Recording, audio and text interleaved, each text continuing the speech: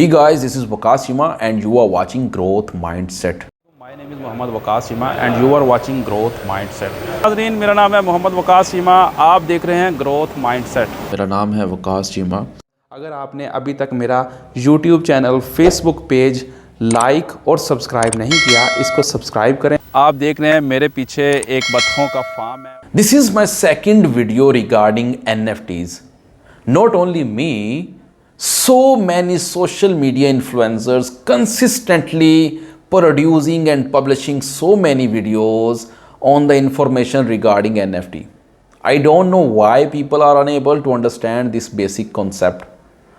Not only Pakistan, पूरी दुनिया में लोग इससे बेशुमार फ़ायदा उठा रहे हैं, लेकिन we are unable to understand the ABC of the NFT. NFT क्या है, इसमें जो यूज़ होने वाली डिजिटल ब्लॉकचेन है वो क्या है, और जो करेंसी एथेरियम इसमें यूज़ की जा रही है वो क्या है, कौन से सेलिंग के प्लेटफॉर्म्स इसके लिए अवेलेबल हैं, और NFT को क्रिएट करने के लिए कौन से सॉफ्टवेयर्स और टूल्स की ज़रूरत है, और हम NFT के ऊपर काम क्यों करें। ये बेसिक कॉन्सेप्ट्स, बेसिक क्वेश्चंस अभी तक हम लोग अपने माइंड में लेकर बैठे हैं, शायद हम इसको समझना नहीं चाह रहे।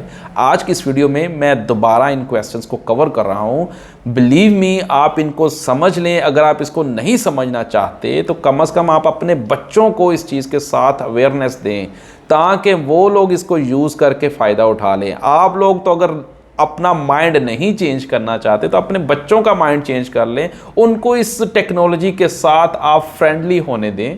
जो बेसिक क्वेश्चन है NFT के बारे में, NFT क्या है? ये नॉन फंजिबल टोकन्स हैं। नॉन फंजिबल टोकन्स के ऊपर किसी भी चीज़ को एक्सचेंज नहीं किया जा सकता अनटिल आप उसकी रिकग्निशन के ओनर नहीं होते। उसके ओनर होंगे, उसके कॉपीराइट्स आपके पास होंगे, तब ही आप उस चीज़ को सेल आउट कर सकते हैं। इसमें यूज़ होने वाली जो ब्लॉकचेन है वो क्या है? यार, ब्लॉकचेन बहुत सिंपल है। जिस तरह आप FBR के अंदर अपनी मनी ट्रेल देते हैं कि जी ये पैसे मेरे पास कैसे आए, पहले मेरे बाप के पास थे, फिर मेरे पास आए, अभी मेरे बच्चों के पास चले जाएंगे। जिस तरह ये मनी ट्रेलिंग आप FBR में देते हैं, ब्लॉकचेन भी सिमिलरली किसी प्रोडक्ट की रिकग्निशन और उसकी वैलिडिटी को सिक्योर करती है और उसकी इंफॉर्मेशन प्रोवाइड करती है कि इसका क्रिएटर कौन है, इसका फर्स्ट जो सेलर है और जो बायर है वो कौन है, इसका सेकंड बायर कौन है, और अभी अगर ये थर्ड बायर की तरफ मूव हो रही है तो ये कैसे आ रही थी। ये डिजिटल करेंसी या डिजिटल ब्लॉकचेन इसको ट्रेल प्रोवाइड करती है।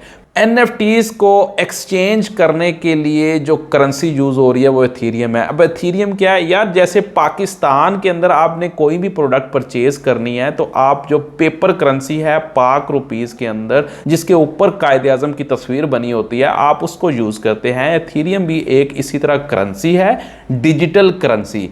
पुराने वक्तों में बात की जाए तो लोग एक बार्टर सिस्टम को यूज़ करते थे। बार्टर सिस्टम के बाद कुछ दरहम, अशरफियाँ, फिर इसके साथ साथ with the passage of time different किस्म की करेंसीज़ को इंट्रोड्यूस किया गया, और अभी पेपर करेंसी, प्लास्टिक मनी, और इवन अभी डिजिटल करेंसी के ऊपर मूव हो गए हैं। तो जो एथेरियम है ये एक डिजिटल करेंसी है। अगर इस डिजिटल करेंसी को पाक रुपीज़ में कन्वर्ट करें तो ये लगभग एक एथेरियम 5,40,000 रुपये का बनेगा आज के रेट के मुताबिक शायद। इसके बाद जो कॉन्सेप्ट ये समझने के बाद जो क्वेश्चन आता है कि अगर हम NFT को क्रिएट करना चाहते हैं तो कौन सी टूल्स और कौन से सॉफ्टवेयर इस्तेमाल होते हैं। यार, कोई रॉकेट साइंस नहीं है, बस आप लोग इसको समझने की कोशिश करें। ये कोई पिक्सल्स से रिलेटेड कार्टून्स नहीं है। ये आप अपनी फ़ोटो भी NFT के ऊपर सेल कर सकते हैं, NFT बनाकर सेल कर सकते हैं। इवन आप अपनी कोई गुज़िश्ता वीडियो को भी कर सकते हैं। जैसे मैंने बताया, बहुत सी सेलिब्रिटीज़ अपनी पुरानी तस्वीरों को सेल कर रही हैं। इवन के जो ट्विटर के बानी हैं, उन्होंने जो ट्विटर के ऊपर सबसे पहला ट्वीट किया था, उन्होंने वो ट्वीट भी NFT के ऊपर सेल कर दिया।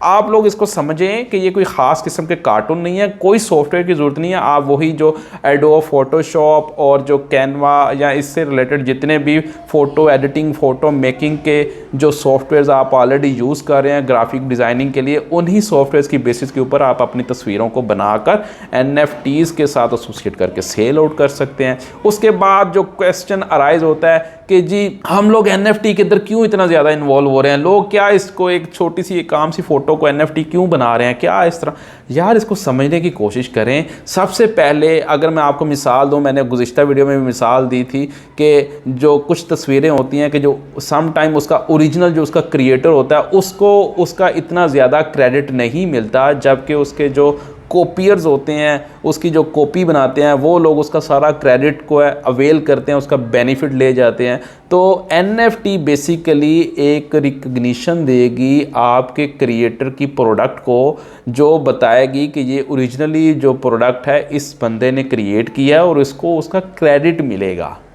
अब क्वेश्चन ये है कि हम NFT के अंदर क्यों इतना ज़्यादा इन्वॉल्व हो रहे हैं, why we are so much crazy about the NFT। भाई इंसान की साइकी को समझें।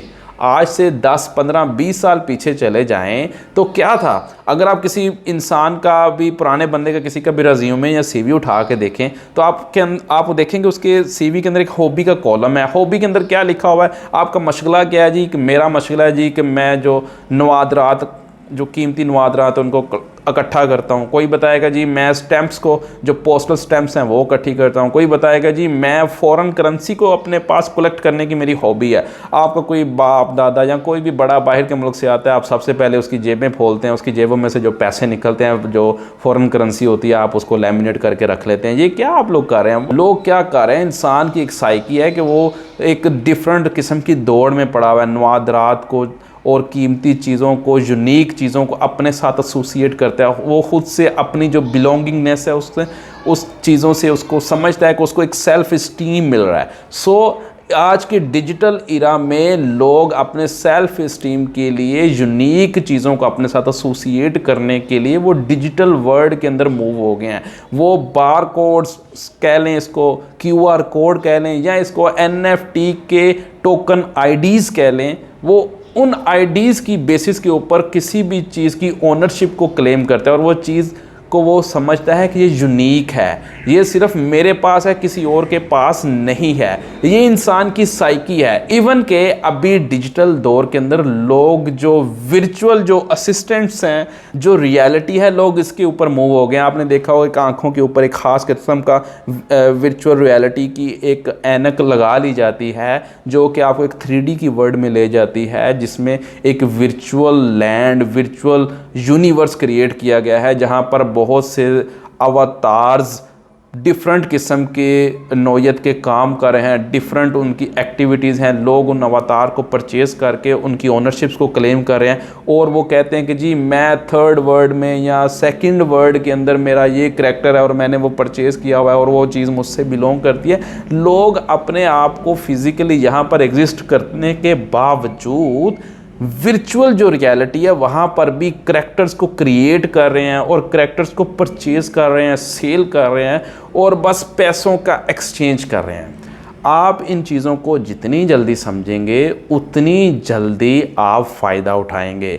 आप अगर इन चीज़ों को समझना चाहते हैं तो मैं आप लोगों को रिकमेंड करूंगा आप भी वर्चुअल रियलिटी की जो 3D ग्लासेस हैं, गॉगल्स हैं, इवन के जो वर्चुअल गेम्स हैं, उनको सीखने और उनको समझने की कोशिश करें।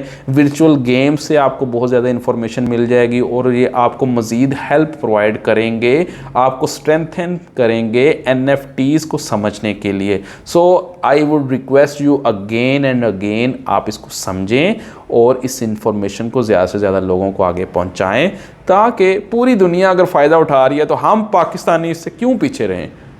अल्लाह हाफिज़।